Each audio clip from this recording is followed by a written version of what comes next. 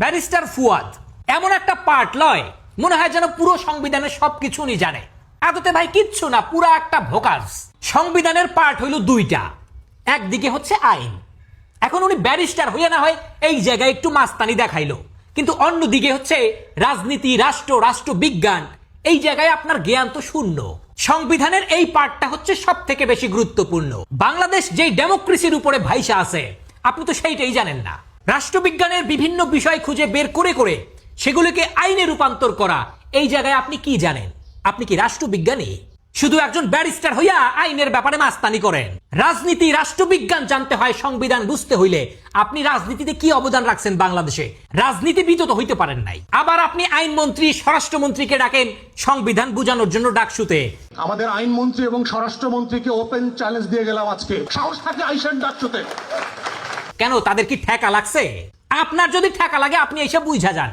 আপনি যেই স্বরাষ্ট্রমন্ত্রীকে সংবিধান বুঝাইতে চান, সালাউদ্দিন সাহেব, উনি যেই কয়দিন সংবিধান পড়ছে ওই কয়দিন আপনার বয়স হয়েছে কিনা তাই তো সন্দেহ। সংবিধানের দোহাই দিয়ে, অজুহাত দিয়ে আমাদেরকে কাঁঠাল খাওয়ানোর চেষ্টা করবেন না। আপনাকে জোর কইরা কেউ কাঁঠাল খাওয়াইতে যাবে না। বিএনপির এত ঠেকা লাগে নাই। সামনে আছে খাইলে খান, না খাইলে না খান। সংসদে পার্থ সাহেব বলছিল যে মাননীয় স্পিকার যারা আইন না বোঝে তাদেরকে এত জোর করে আইন বোঝানোর কোনো দরকার নাই তো।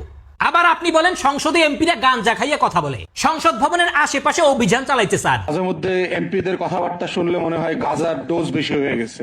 ফুয়াদ সাহেব, আপনি যখন কথাবার্তা বলেন না আমাদেরও কিন্তু সন্দেহ হয়।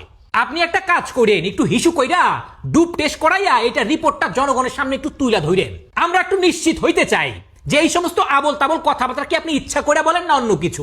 নির্বাচনের আগে তো বিএনপির অনেক তেলবাজি করছেন, যখন আপনার সঙ্গে হিসাব নিকাশ একটু গরমিল হয়েছে এরপরে বিএনপি খারাপ হয়ে গেছে, তাই তো? শোনেন, একটা কথা বলি, নিজের সতীত্ব নিজে হনন করেন না।